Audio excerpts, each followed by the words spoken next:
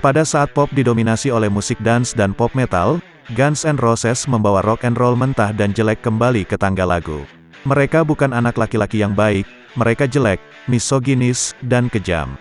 Namun mereka juga lucu, rentan, dan terkadang sensitif, seperti yang ditunjukkan oleh hit terobosan mereka berjudul Sweet Child O' Mine.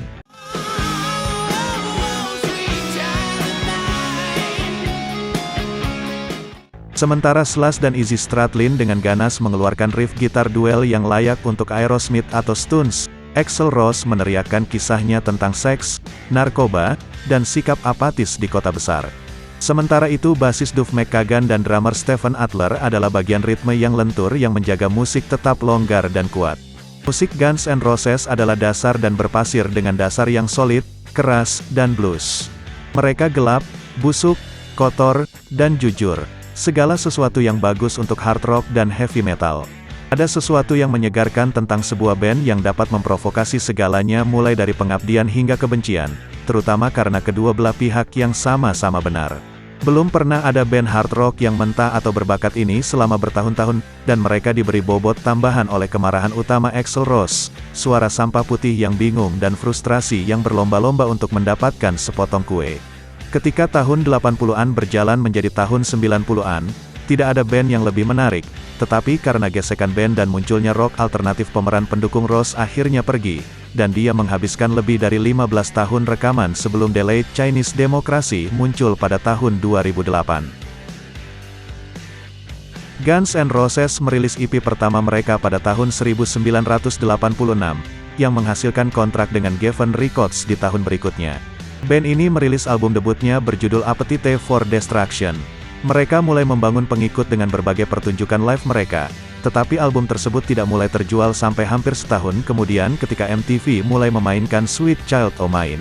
Baik album dan single melesat ke nomor 1 dan Guns N' Roses menjadi salah satu band terbesar di dunia. Single debut mereka berjudul Welcome to the Jungle dirilis ulang dan masuk top 10, dan lagu Paradise City mengikuti jejaknya. Kemudian pada akhir 1988, mereka merilis GNR List, yang memasangkan 4 lagu baru berbasis akustik termasuk hit top 5 berjudul Patience dengan EP pertama mereka. GNR List yang menghasut lebih dekat, One A in Million memicu kontroversi yang intens ketika Rose tergelincir ke dalam kebencian terhadap wanita, kefanatikan, dan kekerasan murni. Pada dasarnya dia entah bagaimana berhasil menyaring setiap bentuk prasangka dan kebencian menjadi satu nada berdurasi 5 menit.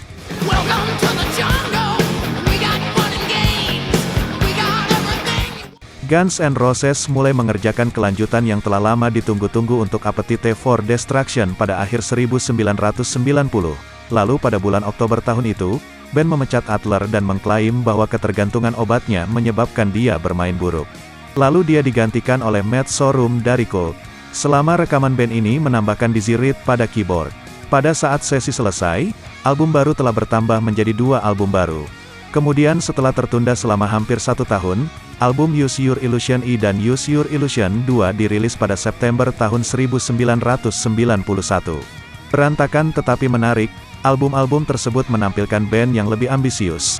Sementara masih ada cukup banyak rocker gitar full throttle, dan ada tikaman di balada gaya Elton John, akustik blues, bagian tanduk, penyanyi cadangan wanita, epic art rock 10 menit dengan beberapa bagian berbeda dan sejumlah besar lirik yang introspektif, dan pencarian jiwa.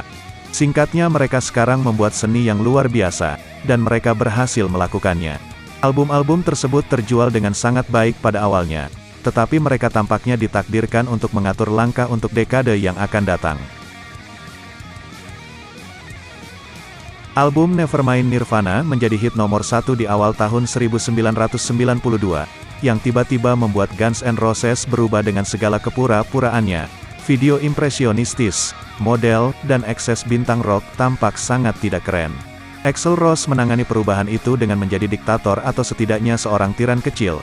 Amarahnya dalam konser menjadi legendaris bahkan sampai memicu kerusuhan di Montreal. Kemudian Stradlin pergi pada akhir tahun 1991, dan dengan kepergiannya band kehilangan penulis lagu terbaiknya, lalu dia digantikan oleh mantan gitaris Kills for Thrills bernama Gilby Clarke. GNR tidak sepenuhnya memahami pergeseran hard rock sampai tahun 1993, ketika mereka merilis album dengan cover punk yaitu The Spaghetti Incident. Di Itu menerima beberapa ulasan bagus, tetapi band ini gagal menangkap semangat sembrono tidak hanya dari versi aslinya, tetapi juga dari album Appetite for Destruction-nya sendiri. Pada pertengahan tahun 1994, ada desas-desus yang beredar bahwa GNR akan bubar karena Axl Rose ingin mengejar arah baru yang lebih industri dan Slash ingin tetap dengan hard rock yang dipengaruhi blues mereka. Band ini tetap limbo selama beberapa tahun lagi, dan Slash muncul kembali pada tahun 1995 dengan proyek sampingan Slash Naked dan sebuah LP berjudul It's 5 O'Clock Somewhere.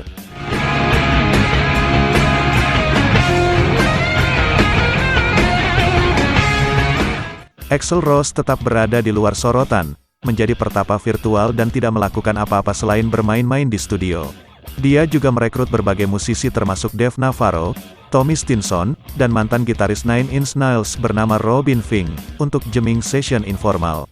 Anggota yang tersisa marah dengan masuknya Paul Huge di sesi baru ketika Stradlin dan Clarke dikeluarkan dan bergabung kembali dengan band. Dan remake dari Sympathy for the Devil pada dasarnya adalah jerami yang mematahkan punggung unta. Karena Rose memotong beberapa kontribusi anggota lain dan menempelkan Paul Huge di atas lagu tanpa berkonsult secara resmi keluar dari Guns N' Roses, desas-desus terus berputar dan masih belum ada materi baru yang muncul, meskipun Axl Rose merekam ulang album Appetite for Destruction dengan formasi baru untuk tujuan latihan.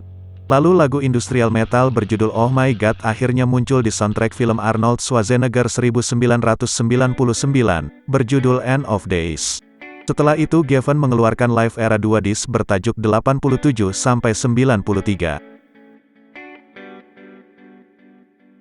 Tahun 2000 membawa tambahan gitaris Robin Fink dan Buckethead, dan 2001 disambut dengan tanggal live pertama Guns N' Roses dalam hampir 7 tahun. Memainkan pertunjukan pada malam tahun baru 2000 di Las Vegas, bermain juga di Festival Rock in Rio. Lalu pada malam tahun baru 2001, band ini memainkan set yang hampir sama persis seperti tahun sebelumnya. Sebuah penampilan di MTV 2002 Video Music Award membantu mengumpulkan minat pada line-up baru.